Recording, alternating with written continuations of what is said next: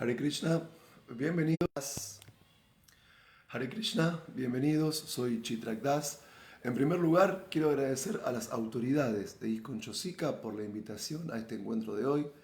Agradezco también a los oradores previos que estuvieron dando excelentes clases sobre el texto que vamos a analizar. También va mi agradecimiento para todos los miembros de nuestra comunidad que de manera sincrónica y diacrónica están presentes en estos encuentros. Hoy en particular vamos a introducirnos al tercer canto del Srimad Bhagavatam, capítulo 32, texto 8. Pero vamos a partir del canto de Jayo Radha Madhava. Luego vamos a pronunciar el Dwadakshara Mantra, leer el sánscrito, la traducción, el significado.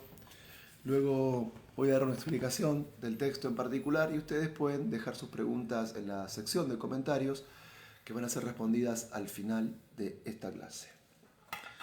Jaya Radha Madhava Kunja Bihari Jaya Radha Madhava Kunja Bihari Gopi Janavalava Girivaradari Gopi Janavalava Girivaradari Yashodanandana Raja Janaranjana Yashodanandana Raja Janaranjana Jamuna Tira Vanachari Jamuna Tira Vanachari Jai Radha Madhava Kunja Bihari Jaya Radha Madhava Kunja Bihari Gopi Jana Vallabha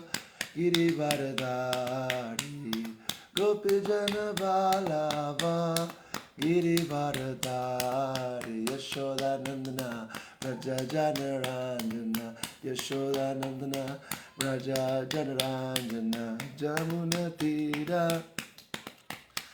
Vanachari Jamuna Tira Vanachari Jaya Radha Madhava Kunja Bihari Jai Radha Madhava Kunja Bihari Gopi Jana Vallabha Girivaradari Gopi Jana Vallabha Girivaradari Yashodanandana Raja Janaranjana Yashodanandana Raja Janaranjana Jamuna Tira Vanachari Jamuna Tira Vanachari Jaya Radha Madhava Kunja Bihari Jai Radha Madhava Kunja Bihari Gopi Jana Vallabha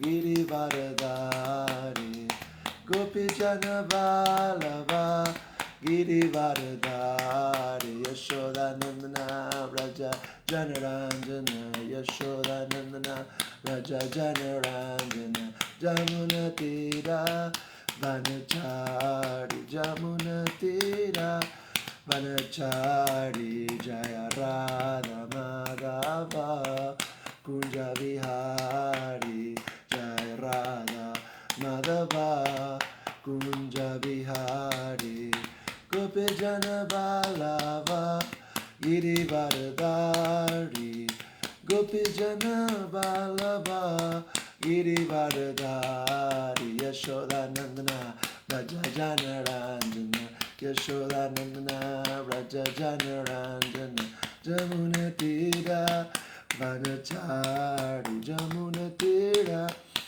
Vanachari Jaya Radha Madhava Kunja Bihari Jaya Radha Madhava Kunja Bihari. Om Namo Bhagavate Vasudevaya. Om Namo Bhagavate Vasudevaya. Om Namo Bhagavate Vasudevaya.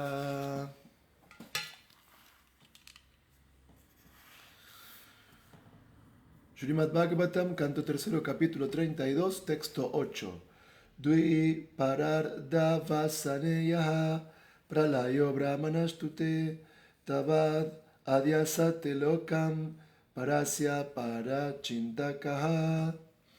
Dui parardavasaneya pralayo brahmanastute tavad adyasate lokam parasya parachintakaha. Dui parardavasaneyaha pralayo brahmanastute tavad adyasate lokam parasya parachintakaha. Los adoradores de la expansión Hiranyagarbha de la personalidad de Dios permanecen en el mundo material hasta que se cumplen 2 parardas, cuando muere también el señor Brahma. Traducción y significado por su divina gracia hace Bhaktivedanta Swami Prabhupada. Una disolución tiene lugar al final del día de Brahma y otra al final de su vida. Brahma muere cuando se cumplen 2 parardas, momento en el que se disuelve todo el universo material. Los que adoran directamente Hiranyagarbha, la expansión plenaria de la Suprema Personalidad de Dios, Garbhoda, Kashai Vishnu, no van directamente a la Suprema Personalidad de Dios que está en Vaikunta, se quedan dentro del universo, en Satyaloka o en otro planeta superior, hasta el final de la vida de Brahma. Entonces se elevan con Brahma al reino espiritual. Las palabras parasya para chintaka significa pensando siempre en la Suprema Personalidad de Dios o siendo siempre consciente de Krishna. Cuando hablamos de Krishna nos referimos a toda la categoría Vishnu Tattva. Krishna incluye a las 3 encarnaciones Purusha, Mahavishnu, Garbhodakashai Vishnu y Kshirodakashai Vishnu, y al conjunto de todas las encarnaciones. Esto se confirma en el Brahma Samhita Ramati Murtishu Kala Niyamena Tishtan. El Señor Krishna existe eternamente con sus numerosas expansiones plenarias como Rama, Nrsimha, Vamana, Madhusudana, Vishnu y Narayan. Él existe con todas sus porciones plenarias y con las porciones de sus porciones plenarias, y cada una de ellas es igual a la Suprema Personalidad de Dios. La palabra parasya, parachintaka, aluden a quienes son plenamente conscientes de Krishna. Esas personas entran directamente en el reino de Dios, los planetas Vaikunta, o si se trata de adoradores de Garbhodakashai Vishnu, la porción plenaria, permanecerán en este universo hasta el momento de la disolución y entonces entran en el reino de Dios. Dui parardavasaneyaha pralayo brahmanastute tavad adyasate lokam parasya parachintaka. Los adoradores de la expansión Hiranyagarbha de la personalidad de Dios permanecen en el mundo material hasta que se cumplen 2 parardas, cuando muere también el señor Brahma. Om Agyana Timirandasya Gyanam Gyanashalakaya Chakshurumiritam Yana Tasmai Sri Gurave Namaha. Jai Sri Krishna Chaitanya Prabhu Nityananda Shri Advaita Gadadhar Shri Vasadi Gaura Bhakta Vrindam. Hare Krishna Krishna Krishna Hare Hare Hare Rama Rama Rama Hare Hare Vanchakalpatarubhyascha Kripa Sindhuya Eva Cha Patitanam Pavanebhyo Vaishnavebhyo Namo Namaha. Saludos para Steve Campos. Entonces, el significado de hoy, dado por su divina gracia a Bhaktivedanta Swami Prabhupada, es muy significativo porque contiene diversos elementos filosóficos para poder analizarlos punto por punto. Entonces, en este canto tercero, capítulo 32, texto 8, vemos cómo se está desplegando una explicación acerca de la finalidad, es decir, el sentido teleológico que tiene la práctica de la vida espiritual. Pero para poder llegar a comprender la meta de un trascendentalista, primero es necesario poder clarificar ciertos conceptos que operan como base para la comprensión del sentido. Es decir, ninguna actividad que una persona inteligente hace es azarosa, es casual o aleatoria. Las personas inteligentes, las personas pensantes, las personas que tienen conocimiento, buscan en su vida alcanzar ciertos objetivos, buscan alcanzar en su vida ciertas metas, buscan alcanzar en la vida cierto fin. Y para eso es que la persona inteligente analiza de manera muy cuidadosa cuáles son los medios que de manera más lógica, más inteligente y más coherente sirven como pasos previos a la consecución de la meta deseada. Es decir, a veces observamos personas que por la influencia de los medios masivos de comunicación, de las redes sociales o de los grupos a los que pertenecen, se encuentran de alguna forma confundidas, en el sentido de que sus mentes están llenas de necesidades artificiales que nos impone el entorno externo. Y cuando uno utiliza su tiempo y su energía de la vida únicamente para complacer necesidades artificiales, entonces uno mismo no está satisfecho y uno mismo está perdiendo el valioso tiempo que nos da este cuerpo tan difícil de alcanzar que es la forma humana de vida. Pensemos que de las 8.400.000 especies de vida que existen en el mundo material, solo muy pocas son humanas. Y si en esta vida humana que es tan difícil de alcanzar tenemos la mente siempre absorta en pensamientos materiales y tenemos nuestro cuerpo dedicado únicamente a satisfacer necesidades artificiales, en realidad no estamos dando un buen uso a la vida humana. Pero el sistema en el que vivimos, los grandes grupos de poder económico que controlan los medios masivos de comunicación, establecen una agenda social donde la mayor parte de nuestro tiempo y energía está dedicado a actividades, a metas u objetivos que realmente son superficiales, que realmente son artificiales y que no tienen nada que ver con nuestra verdadera esencia. Pero cuando una persona posee conocimiento yástrico, cuando alguien tiene iluminada su inteligencia con el conocimiento del Bhagavad Gita y del Srimad Bhagavatam, cuando uno comprende su identidad, entonces también comprende la meta más elevada de la vida, también comprende el sentido más profundo de la existencia, y ahí uno ya no vive para satisfacer necesidades artificiales. Ahí uno ya no quiere perder más tiempo en actividades banales, sino que uno se vuelve esencialista. Uno tiene claro el objetivo de su existencia y uno también comienza a tener claro cuáles son los medios que nos permiten alcanzar esa meta más elevada de la vida, que según la filosofía Gaudiya Vaishnava es la autorrealización. Pero para tener una visión clara, lógica e inteligente de la meta de la vida, tenemos que esclarecer ciertos conceptos y ciertas nociones básicas para que de alguna manera nuestro rumbo sea más recto, para que nuestro rumbo sea de alguna manera menos afectado por los vaivenes, por los cambios que hay en el mundo material y sobre todo en la mente de cada uno de nosotros. Es decir, para que podamos dirigirnos de manera directa a la meta suprema de la vida, tenemos que esclarecer ciertas cuestiones que le permitan a la inteligencia ver de manera más nítida y más definida el propósito de la vida humana.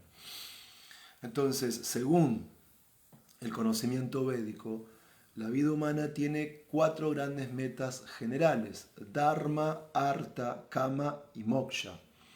La primera de estas metas, Dharma, a veces puede ser traducida como religiosidad, pero he leído en libros de Srila Prabhupada que a veces Prabhupada traduce Dharma como la cualidad intrínseca de algo. O sea, el Dharma del fuego es la luminosidad y el calor. Es decir, Dharma es la esencia de algo. Es decir, si falta el Dharma, eso no es lo que debería ser por esencia. Pero bueno, muchas veces la palabra Dharma se traduce como religiosidad. Entonces, cuando hablamos de religiosidad, tomemos esta acepción para darle al término Dharma un sentido más común y más próximo a la mentalidad occidental. Si pensamos Dharma como religiosidad, podemos establecer diferentes sistemas clasificatorios de religiosidad. Y realmente son muchos los sistemas que nos permiten de alguna forma trazar divisiones entre las diferentes formas de vida espiritual. Pero en la clase de hoy quiero detenerme en 2 categorías principales: la religiosidad con deseos materiales y la religiosidad sin deseos materiales. Es decir, cuando uno practica vida espiritual hay una intención que nos mueve a esa práctica. Cuando uno se dedica a actividades que tienen que ver con lo divino, uno de alguna manera está impulsado por obtener cierto resultado de esa actividad. Entonces, cuando nosotros leemos los textos de la cultura védica, y específicamente la esencia de todos esos textos, que es el Bhagavad Gita, podemos ver que las personas a las que los deseos materiales les han robado la inteligencia en su práctica de religiosidad, adoran semidioses. Eso es lo que se conoce como la sección Karma Kanda de los Vedas. Es decir, cuando uno tiene apego a su cuerpo, cuando uno tiene apego a su familia, cuando uno tiene apego a sus bienes, cuando uno tiene apego al disfrute sensorial, entonces los Vedas hablan de la sección Karma Kanda, en la cual se hacen diferentes rituales y diferentes sacrificios que van destinados a distintos semidioses. Es decir, en la sección Karma Kanda de los Vedas es muy predominante la adoración tanto de los semidioses, como también es predominante dentro del sistema ritual la adoración de los antepasados de la propia familia. Ahora bien, ¿quiénes llevan a cabo estos ritos religiosos? A los semidioses y a los antepasados. Personas identificadas con el cuerpo, personas apegadas a la familia y personas apegadas a los bienes materiales. Entonces, en la sección Karma Kanda de los Vedas, estos sacrificios que van dirigidos principalmente a los semidioses y a los antepasados, tienen un propósito. Es una religiosidad motivada en sentido material, porque esta práctica de adoración en particular tiene como objetivo buscar beneficios materiales que nos aporten placer de los sentidos en esta vida o en planetas celestiales. ¿Y cuál es el resultado de esto? Que el ser humano identificado con el cuerpo, con la familia, deseoso de bienes materiales, siguiendo la sección Karma Kanda de los Vedas, ejecuta sacrificios y diferentes rituales para el placer de los semidioses, para la manutención de antepasados.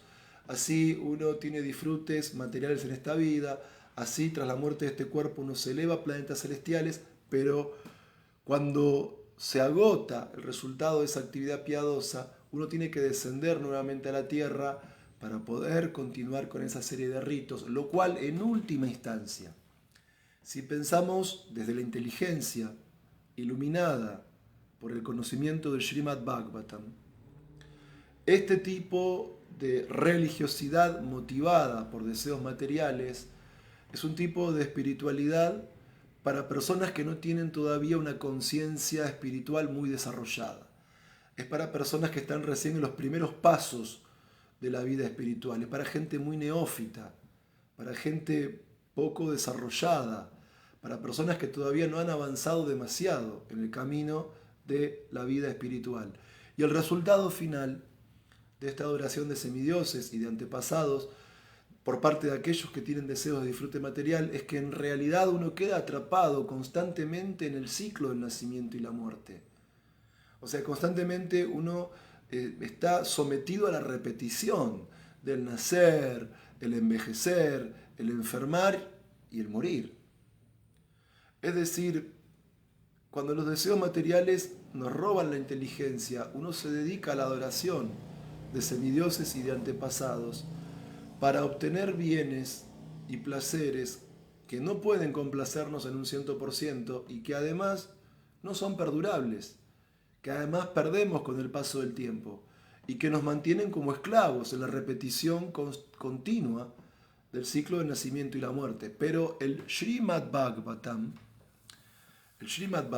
plantea ya desde su primer canto una forma de espiritualidad completamente superior respecto que la religiosidad con deseos materiales.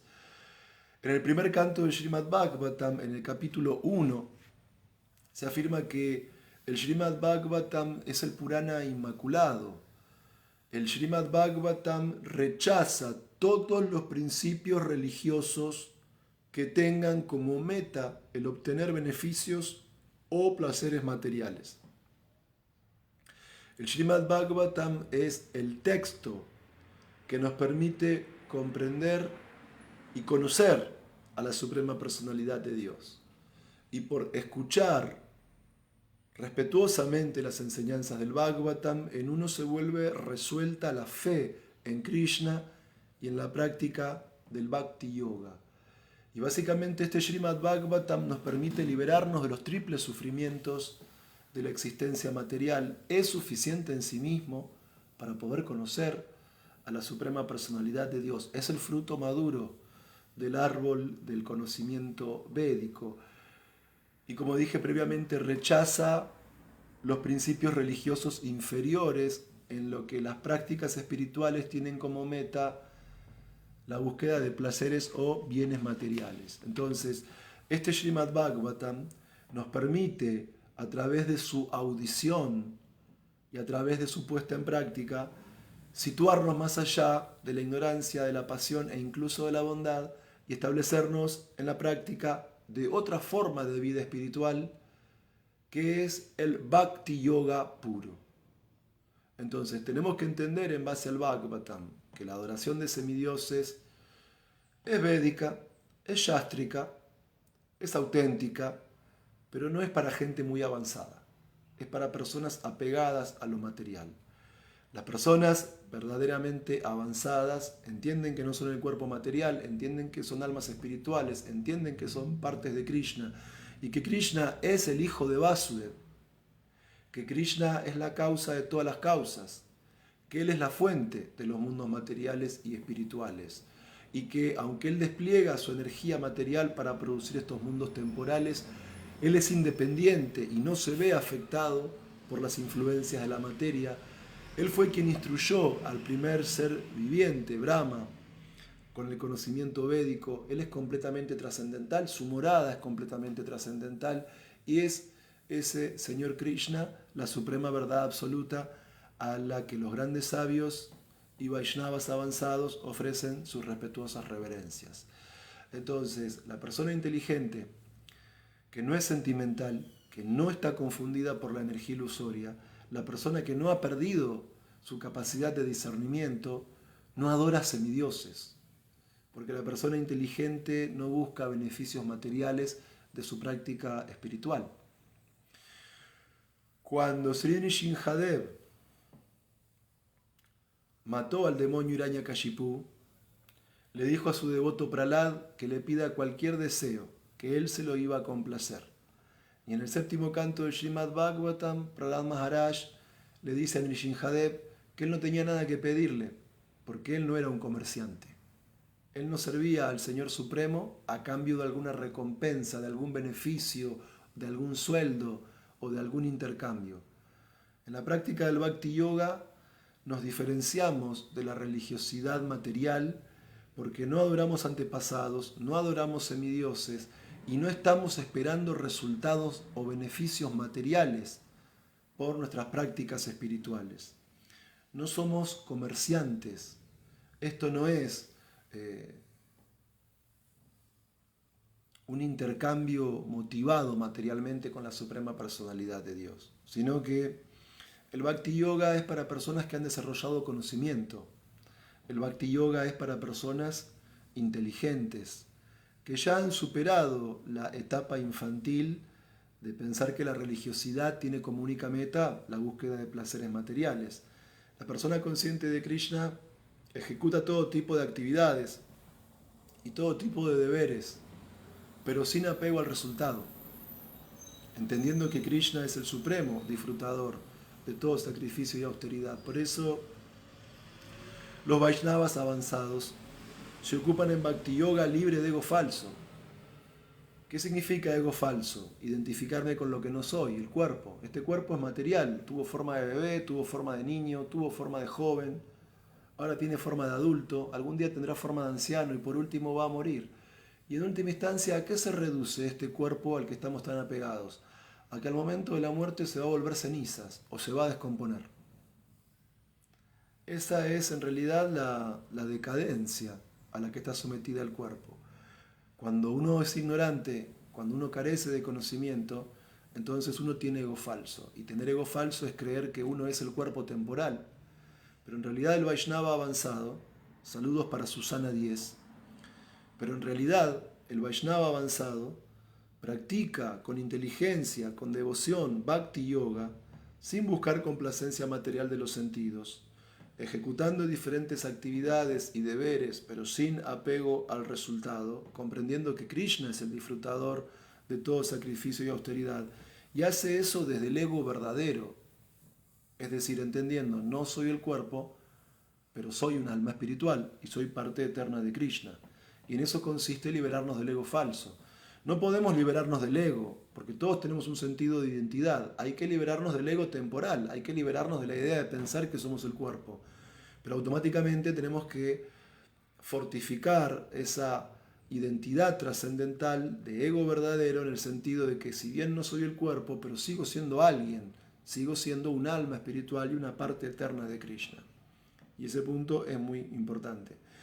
Y mientras que los adoradores de semidioses y de antepasados llenos de deseos materiales ejecutan rituales y ceremonias, buscando placer de los sentidos, y se elevan de los planetas celestiales a la tierra una y otra vez y quedan atrapados en el ciclo del nacimiento y la muerte, las personas inteligentes, que ya no quieren tener nada que ver con la repetición constante del ciclo del nacimiento y la muerte, las personas inteligentes, iluminadas con conocimiento perfecto, que ya no quieren tener nada que ver con prácticas religiosas motivadas por deseos materiales, las personas verdaderamente inteligentes que comprenden su verdadero ego y que comprenden que Krishna es la suprema verdad absoluta y que uno es parte de él, reviven su relación amorosa con Krishna a través del Bhakti Yoga y así vuelven al mundo espiritual.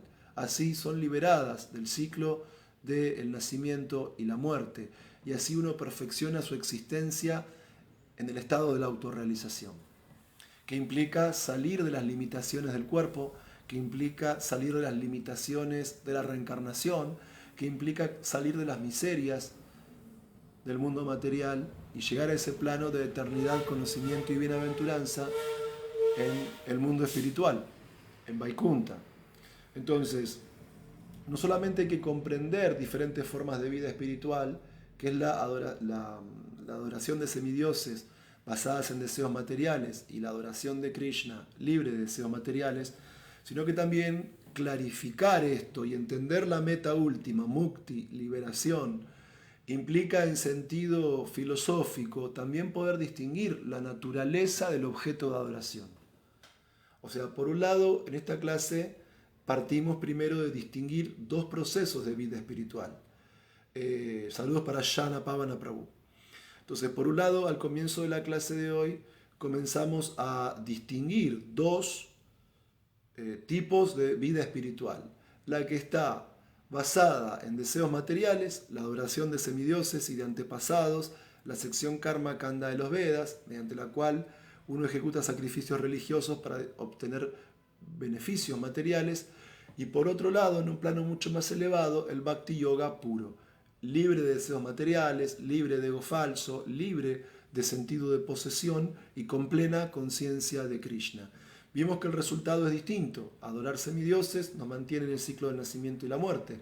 Adorar a Krishna nos libera del ciclo del nacimiento y la muerte y nos permite volver al mundo espiritual, donde todo es eterno, pleno en conocimiento y bienaventuranza. Pero acá también hay un punto muy importante que entender, que no solamente hay dos tipos de adoración, según las categorías que estamos estableciendo en el encuentro de hoy, con deseos materiales y sin deseos materiales, sino que también hay dos tipos de objeto de adoración en términos del marco conceptual de este encuentro. Es decir, un objeto de adoración pueden ser los semidioses, otro objeto de adoración puede ser Krishna. Y filosóficamente, así como distinguimos las características de los procesos religiosos, también tenemos que distinguir las características ontológicas del objeto de adoración. Es decir, comparados con nosotros, los semidioses tienen vidas excesivamente largas. Sus placeres en los planetas celestiales son mucho más grandes que los que podemos experimentar los hombres y las mujeres en la Tierra. Pero si dejamos de lado toda esa cuestión relativa material y vamos a la esencia en sentido filosófico y en este caso ontológico, si queremos esclarecer la naturaleza de los semidioses, en última instancia, ellos son como nosotros, o nosotros somos como ellos. Porque filosóficamente hablando, los semidioses no son ni iguales ni superiores a Krishna. Los semidioses técnicamente también tienen cuerpo material, aunque celestial, y dentro de ese cuerpo también, como al igual que en nuestros cuerpos, hay un alma espiritual, ontológicamente hablando, de la categoría Shiva Tattva. O sea que aunque los semidioses tengan muchísima más belleza que los seres humanos, y muchísimos más poderes que los seres humanos, y muchísimos más recursos que los seres humanos, también son almas condicionadas. También los semidioses están atados al ciclo del nacimiento y la muerte y a la ley del karma, como nosotros. O sea, materialmente disfrutan mucho más que nosotros, pero filosóficamente son como nosotros. No hay ninguna diferencia. Es más, según los textos védicos, los seres humanos... Saludos para Jazmín Fernández. Entonces, filosóficamente, vemos en el Srimad Bhagavatam que si un ser humano ejecuta correctamente los sacrificios de la sección Karma Kanda de los Vedas, puede alcanzar la posición de un semidios. Y por eso muchas veces vemos en el Bhagavatam que cuando hay algún rey humano que está ejecutando sacrificios de manera muy técnica y muy bien hechos, a veces Indra desciende a la tierra para detener esos sacrificios, para que ese rey en particular no acumule puña, no acumule actividad piadosa y se eleve al planeta celestial y le quite a Indra su puesto. Entonces, hasta a veces los semidioses tienen envidia de ciertos reyes humanos. Es más, en el primer canto del Bhagavatam se explica que era tan grande el reino de Maharaj Yudhishthir después de la batalla de Kurukshetra, era tan opulento el reino de Maharaj Yudhishthir después de la batalla de Kurukshetra, que hasta los propios semidioses del cielo deseaban el reino de Maharaj Yudhishthir. Entonces digo, sí, los semidioses viven más que nosotros, los semidioses son más bellos que nosotros, tienen más disfrutes que nosotros, tienen más poderes que nosotros, pero al igual que nosotros, los semidioses son Jiva Tattvas. No son Vishnu Tattvas, no son la suprema personalidad de Dios. Los semidioses en el mundo material son almas condicionadas que están sometidos al ciclo del nacimiento y la muerte.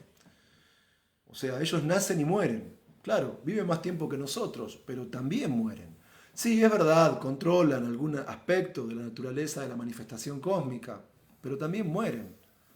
Y también tienen ansiedades. De hecho, por ejemplo, cuando leemos el Srimad Bhagavatam, una vez los demonios se volvieron tan poderosos por adorar a su guru Sukracharya que tuvieron la capacidad militar para poder tomar por la fuerza con sus armas y combatiendo los planetas de los semidioses. Y los propios semidioses, por temor a perder la vida, tuvieron que desalojar sus propios palacios y sus propios reinos y sus propios planetas y huir. Y los demonios gobernaron incluso muchas veces desde los planetas celestiales. Hubo demonios que ejecutaban sacrificios védicos sentados en el trono de Indra. O sea, entonces a veces nosotros, los seres humanos, padecemos lamentablemente alguna guerra, pero los semidioses también tienen sus guerras con los demonios. Nosotros tenemos ansiedades en la tierra y los semidioses tienen ansiedades en los planetas celestiales. Porque también son Shiva Tattvas, porque también son almas individuales, porque también son almas condicionadas, porque así como han nacido también van a morir. Y cuando sus actividades piadosas se agotan, tienen que caer. Entonces, una persona inteligente no adora semidioses. Una persona iluminada con el conocimiento de la Shastra no pierde ni un instante de su tiempo en buscar algún beneficio material mediante la adoración de semidioses o la adoración de antepasados. Porque uno entiende que los semidioses son almas condicionadas como nosotros. Entonces, una persona que verdaderamente está buscando liberarse del ciclo del nacimiento y la muerte, no va a adorar a un semidios que también está sometido al ciclo del nacimiento y la muerte. Es ridículo. Sería ridículo hacerlo. Sería poco inteligente. Hasta sería contraproducente. Porque uno quedaría atrapado en el samsara por adorar semidioses. Así como distinguimos entre la religiosidad con deseos materiales y la religiosidad sin deseos materiales, ahora estamos distinguiendo la naturaleza ontológica de los semidioses respecto de la de Krishna. Entonces, En el significado de hoy vimos que Krishna está relacionado con la categoría, es la fuente de la categoría de Vishnu Tattvas. O sea, Krishna, como afirma el Srimad Bhagavatam, primer canto, primer capítulo, primer shloka, Krishna es la suprema verdad absoluta, Param Satyam. Y Krishna es la fuente de todo. Y Krishna no queda condicionado al desplegar su energía material para producir estos universos fenoménicos. Porque Krishna no es un semidios, Krishna no es un Shiva Tattva, Krishna no es un alma condicionada. Krishna es la suprema personalidad de Dios original. La forma de Krishna es eterna, plena en conocimiento y bienaventuranza. Los semidioses nacen y mueren. Krishna no nace ni muere, porque es eterno. Ejecuta el pasatiempo de su nacimiento cuando viene a la tierra. Ejecuta el pasatiempo de abandonar también la tierra, pero es un pasatiempo en este mundo material. Krishna no nace ni muere porque es eterno. De hecho, en el Bhagavad Gita capítulo 2, creo que es en el texto 12, él dice a Arjuna: nunca hubo un tiempo en que yo no existiera, ni tú ni todos estos reyes, y en el futuro ninguno de nosotros dejará de existir. Porque Krishna es eterno, porque el ser es eterno. Tanto el ser supremo como el ser individual somos seres eternos. Y eternamente Krishna es la suprema personalidad de Dios. Hay reyes humanos, o hay seres humanos muy poderosos que por seguir los ritos del Karma Kanda se vuelven semidioses. Pero no es que ningún humano va a seguir algún rito Karma Kanda o algún tipo de yoga y volverse Krishna. Eso es imposible, porque la posición de Krishna como suprema personalidad de Dios es eterna. Nunca hubo un tiempo que Krishna no hubiera sido el Señor Supremo. No es que uno puede iluminarse o acumular actividades piadosas y volverse Dios. Eso es absurdo, porque Krishna es la suprema personalidad de Dios y como vimos en el significado de hoy, Krishna es la fuente de todos los Vishnu Tattvas, ¿sí? de Narayan, de Vishnu, Ramachandra, Parashuram, todas esas expansiones de la suprema personalidad de Dios. La original es Krishna. Él es la fuente de todo. Y Él no nace ni muere en sentido material. Por eso, la adoración de semidioses nos mantiene atados en el ciclo del nacimiento y la muerte. Pero el servicio devocional puro a Krishna nos libera del ciclo del nacimiento y la muerte. No es lo mismo adorar a un semidios que adorar a Krishna, porque ni el semidios es igual a Krishna, ni el resultado que se obtiene es igual que el que se logra mediante el Bhakti Yoga. Saludos para Umada Vidyanidhi. Por lo tanto, una persona con conocimiento, una persona que busca el beneficio más elevado de la forma humana de vida, no pierde tiempo buscando adorar semidioses para obtener beneficios materiales, sino que una persona inteligente, con conocimiento y con devoción, se dedica a la práctica del Bhakti Yoga. Y de ese modo, uno gradualmente queda libre del ego falso, uno queda libre del sentido de falsa propiedad, uno queda libre de la búsqueda de placeres materiales, uno queda libre de las influencias de las modalidades materiales, uno queda libre de las miserias de la existencia material, uno queda libre de la repetición del nacimiento y la muerte, y a través del Bhakti Yoga y la adoración de Krishna, uno vuelve al mundo espiritual. Entonces, hicimos un contrapunto entre la espiritualidad con deseos materiales y la espiritualidad sin deseos materiales. Hicimos un contrapunto entre la naturaleza ontológica en sentido filosófico de Krishna y los semidioses. Y vamos a nuestro tercer contrapunto, la diferencia entre los mundos materiales y los mundos espirituales. Entonces, este punto es muy importante. O sea, al igual que el cuerpo material y al igual que los semidioses del mundo material, este mundo material que se produce a partir del despliegue de la energía de Krishna, porque en un sentido la creación primaria, Sarga, la hacen las expansiones Vishnu de la Suprema Personalidad de Dios, los Vishnu Purusha Avatar. En el significado se mencionaba a Mahavishnu, Garbhodakasha y Vishnu y Kshirodakasha y Vishnu. Estas formas de Vishnu llevan a cabo la creación primaria del mundo material, Sarga, y Visarga, la creación secundaria dentro del mundo material, la hace Brahma, y él es el que establece la división en los sistemas planetarios inferiores, medios, superiores. Bueno, él es el que produce Prajapatis, que pueblan el universo con diferentes especies de vida y todo lo demás. Pero al igual que el cuerpo material, al igual que los semidioses del mundo material, el mundo material es temporal. Es decir, este mundo a veces se manifiesta, se conserva por un tiempo y luego se disuelve. Y en el significado de hoy vimos que hay dos clases de fin del mundo. Vimos que hay dos clases de disoluciones del mundo material. Una disolución parcial, que es la disolución de los sistemas planetarios inferiores que se dan durante la noche de Brahma. Cuando Brahma luego del día va a dormir, hay una parte del universo que se destruye durante la noche y al otro día Brahma tiene que reconstruirla.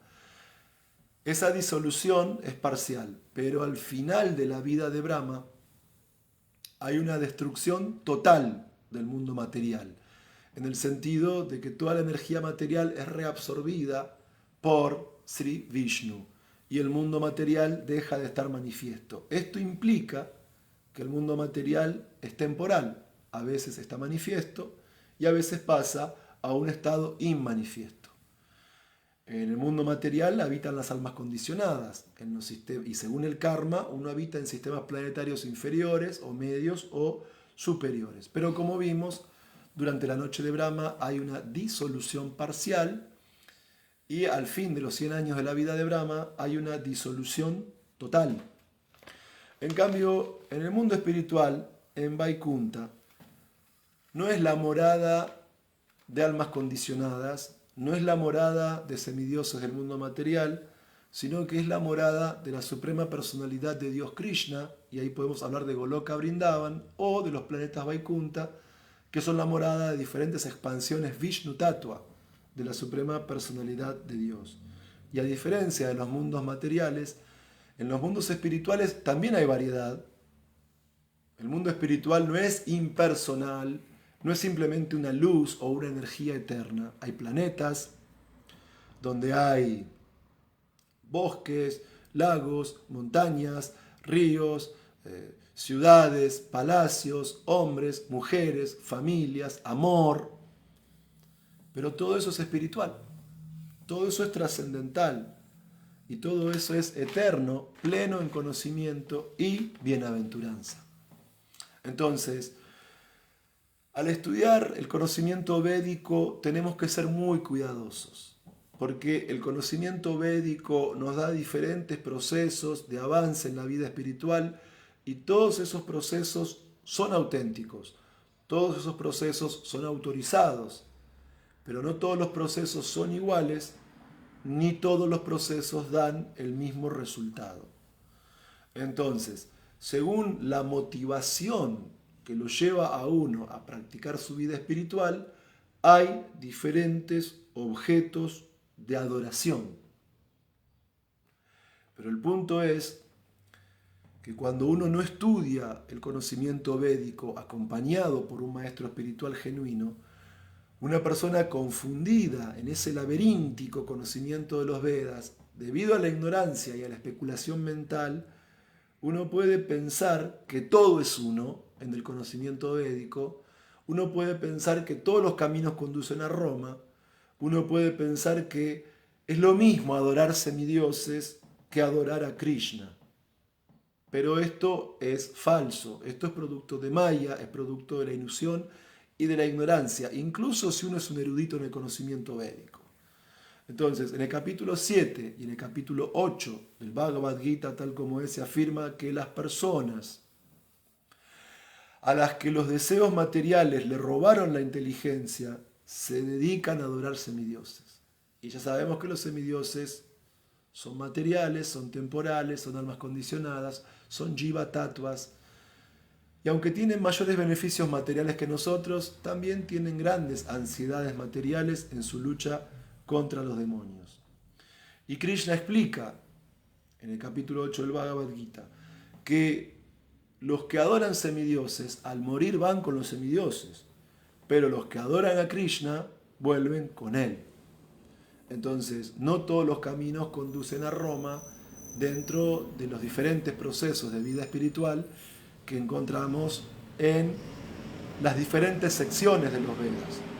Un beneficio se obtiene de la práctica del Karma Kanda, es quedar atrapado en el ciclo del nacimiento y la muerte, y otro beneficio se obtiene del Bhakti Yoga, que podemos trascender la repetición del nacimiento, la enfermedad y la muerte, y salir del samsara y volver al mundo espiritual, donde todo es eterno, pleno en conocimiento y bienaventuranza.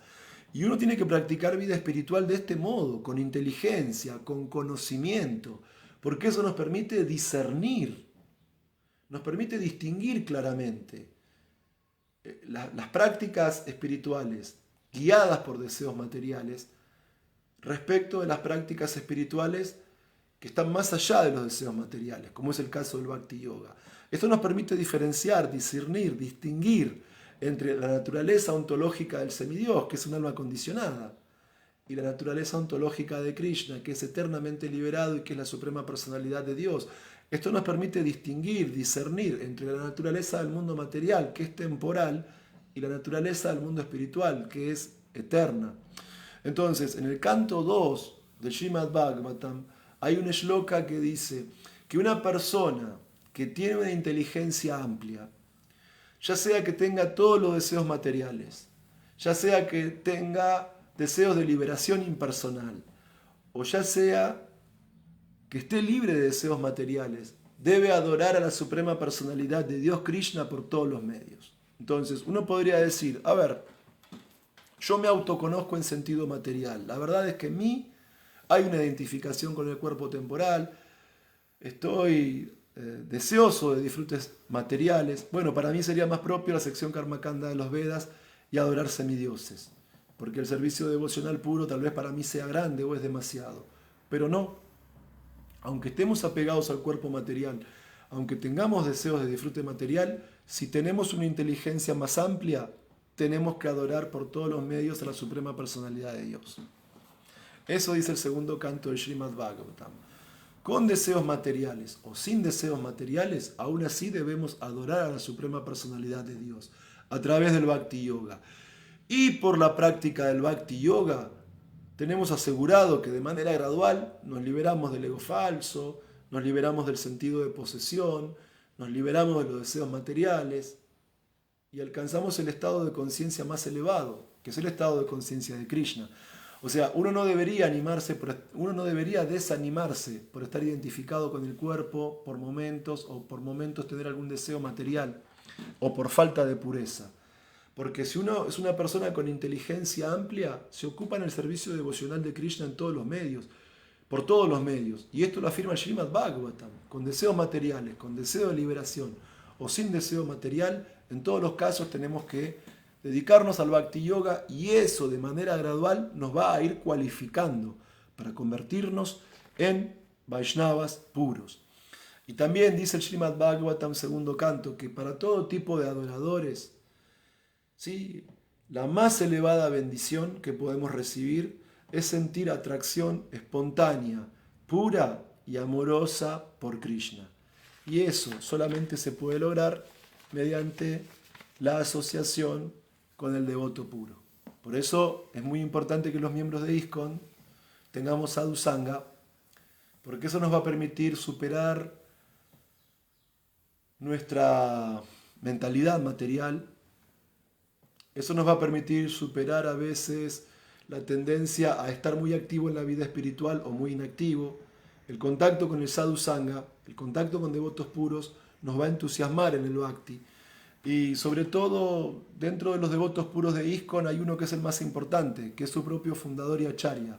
Si nosotros dedicamos un tiempo al día a escuchar clases de Prabhupada, a leer los libros de Srila Prabhupada, a estudiar los libros de Srila Prabhupada, entonces vamos a liberarnos del ego falso, vamos a liberarnos del sentido de posesión, vamos a liberarnos de los deseos materiales, vamos a volvernos estables en la práctica del bhakti, porque no nos va a interesar adorar semidioses ni antepasados para obtener beneficios temporales, porque vamos a entender que los semidioses son muy inferiores a la suprema personalidad de Dios, porque vamos a entender que el mundo material es temporal, porque vamos a comprender que Dentro de todos los procesos que menciona el conocimiento védico, el Bhakti Yoga puro es el más elevado porque tiene como objeto de adoración al ser más elevado, que es Krishna mismo.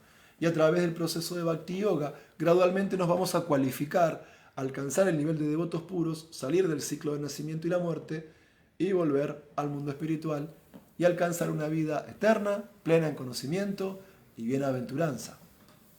Hare Krishna, muchas gracias. Todas las glorias a Srila Prabhupada y a los Vaishnavas reunidos. Bien, veo que principalmente hay saludos en la sección de comentarios, pero no llego a ver preguntas. Así que bueno, nuevamente saludos para Steve Campos, para Susana Díez, para Yana Pavana Prabhu, para Jazmín Fernández, para Humada Vidyanidhi y para todos aquellos que de manera sincrónica y diacrónica están presentes en estos encuentros. Hare Krishna, Om Tat Sat.